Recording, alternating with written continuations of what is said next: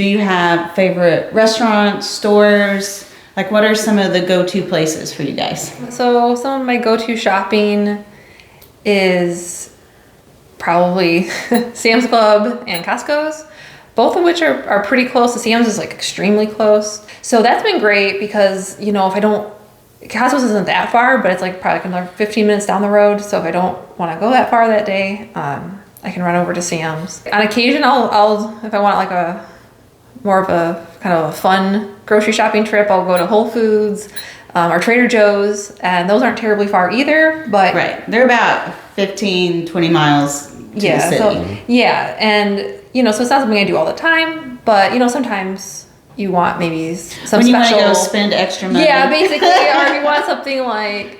I sometimes it's like going in just to look at some of the kind of unusual things that they carry, and you find something fun to try.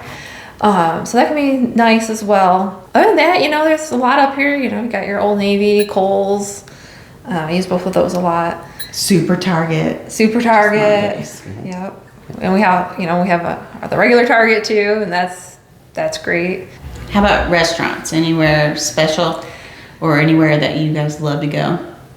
We enjoy going down to the city for Fessler Hall, which is kind of like a Bavarian sort of style restaurant. So that's kind of fun. There's a lot of really great pizza places around, so that's really easy for us with the kids. We like to go to Hideaway or Joe's Pizza, and also All American, just for a really quick and easy pizza. Yeah. Yo Pablo has really good tacos. We got good Thai food. There's lemongrass, there's Thai Delight. There's a lot of options. I mean, there's even like, I haven't tried it yet, but I know there's like a Nepalese place that I've been really wanting to try. And I mean, I think really any sort of food you want, you can definitely find it. If someone is considering moving here, do you have any advice or tips, or is there anything you think they should check out or look into? Is there anything you wish you had known before you moved here that you know now?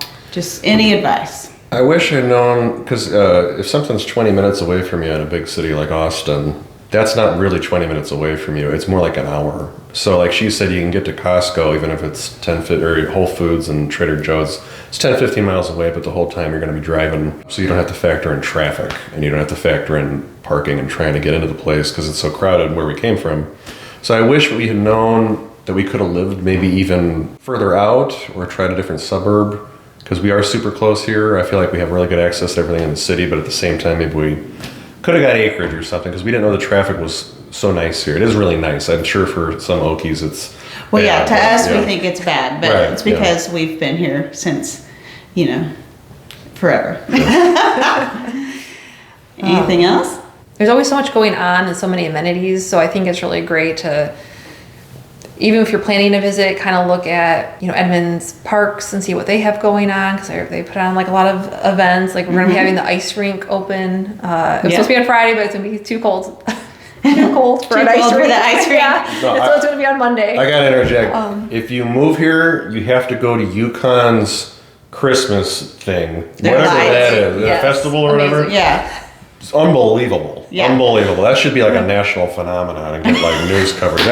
This is really a city of hidden gems. Like we went to the big red barn. There's a big soda pop thing. You can go on Route 66 and kind of do some like quintessential Route 66 tourism. They turned the minor league ballpark into like a sledding thing. In the winter, Yeah, and like we just have found out all these little tidbits. Like we could never do this anyplace else. Like they have these crazy ideas for things to do. Also, even if you don't like cowboys, the West, the Cowboy Museum here is one of the best museums I've ever seen. It's fantastic. They do this like big chuck wagon festival like in this, I think, is it Memorial Day weekend, and that's amazing. Like I mean, they're there with fires going, and they're cooking the cornbread over the fire, and it's kind of a really amazing experience. But I'm like a festival person. So if you're a festival sort of person, you like going to a lot of like arts and crafts shows, or even some like Edmond puts on a big fine arts festival as well. If that's kind of the sort of thing you like, it's definitely here, which is amazing. There's a lot of local artists. When my mom comes to visit, we're gonna go in downtown Oklahoma City, there's a place you can go blow your own glass ornaments. Yeah. And we're going to go check that out. There's just, so if that's kind of part of who you are, I can definitely say that that's here. And if you're coming to visit, I would encourage you to kind of look into what's going on. And so you can get maybe more of an idea of what it would be like to live here. Okay, so you've been here a year and a half. When you got here, like, what are the things you've learned or discovered that were maybe a surprise to you, good or bad, about Edmond, whatever comes to mind that you were like, well, that was different? It's good things. Okay. Like the house we got, in compared to what you would pay for it in a city like Austin or Chicago, it was so value oriented, as in like inexpensive, that I was ready to accept less. And by less, I mean, like I said, honey, if we turn the spigot on and oil pours out of the faucet, we're just going to roll with it. Yeah. Well, I thought, like, I don't know, if you call an ambulance, it's going to come 3 hours later. I thought it was going to be really like an adjustment as far as, like, can we get tacos anywhere? Do they even have tacos? Like, I don't know. Do we have tacos? Right? Yeah. Like, it's really stupid. Like, I don't know. I just couldn't understand why it was so value oriented and why everything was so cheap. But I've literally never.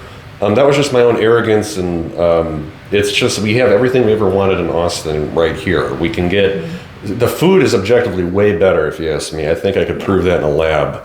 And then you get the adjustment of no traffic. If I want to go to Bricktown, I can park for free right next to it, right next to all the museums. You can park right next to the front door. That will never get old. Going to a Walgreens and not waiting for a half an hour for the rest of the line to go in front of you so you can buy some Tylenol, that will never get old. So it's basically like everything we had in Austin for a more affordable price, and it's accessible. Everything's accessible. You can go places here and do things. So it was all, that was the biggest culture shock for me. It was like, wow, I was completely wrong about this place. I'm really happy to be here. Yeah, I think accessibility has been huge. I mean, I was surprised. I knew like Edmond, I guess, would be based on my visit, but I didn't realize how easy it was going to be to get to Oklahoma City, or that I would on occasion want to go to Oklahoma City, I guess. But they do have some really cool up and coming like areas, like you said, Bricktown, like Auto Alley or Automobile Alley, and that kind of area. So that's been fun. It's been nice that we can go down there with friends and have a dinner, and again, it doesn't take you an hour and a half. It's not a struggle to find parking. It's really just like a 30 minutes, and if you don't want to, you really don't have to take the expressway, but or you can. And it'll be bumpy if you don't. But parking's right there and available, and there's some really cool restaurants. So that's been a surprise and really great. It was also a surprise to me. One of my biggest fears in life, and I think I had talked to my husband a lot about this and Natalie when I came, tornadoes.